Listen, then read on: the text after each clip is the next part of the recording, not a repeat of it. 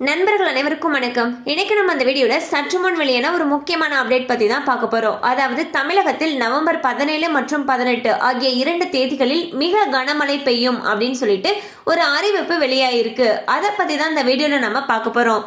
தமிழகத்தில் வடகிழக்கு பருவமழை தீவிரமா பெஞ்சிட்டு வந்துட்டு இருக்கு. நிறைய மாவட்டங்கள்ல பாத்தீங்கன்னா நிறைய எச்சரிக்கைகளும் கொடுத்த வண்ணம் இருக்கு. ரெட் அலர்ட், ஆரஞ்சு அலர்ட் போன்ற எச்சரிக்கைகள் வந்த வண்ணம் இருக்கு. இந்நிலையில் சற்று முன் ஒரு முக்கியமான அப்டேட் வெளியிட்டிருக்காங்க. அதுல என்ன சொல்லியிருக்காங்கன்னா, அடுத்த 2 நாட்களுக்கு சென்னையில் மிக கனமழை பெய்ய வாய்ப்பு உள்ளதாக சென்னை வானிலை ஆய்வு மையம் அறிவித்துள்ளது.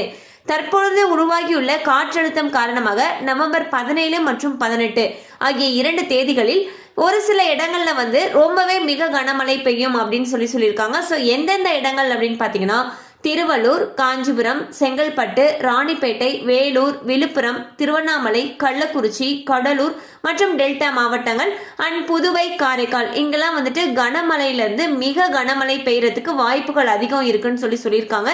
ஸோ குறிப்பிட்ட பகுதியை சேர்ந்த மக்கள் அனைவரும் ரொம்பவே பாதுகாப்பாக இருக்கும்படி கேட்டுக்கொள்ளப்படுகின்றனர். கண்டிப்பா இந்த அப்டேட் உங்களுக்கு பயனுள்ளதா இருந்திருக்கும் நம்புறோம். மேலும் இது போல பயனுள்ள தகவல்கள் உங்களை உடனே ரீச் ஆகணும்னு நினைச்சீங்கன்னா நம்ம சேனலோட தொடர்ந்து இணைந்திருங்கள். தேங்க்யூ ஃபார் வாட்சிங்.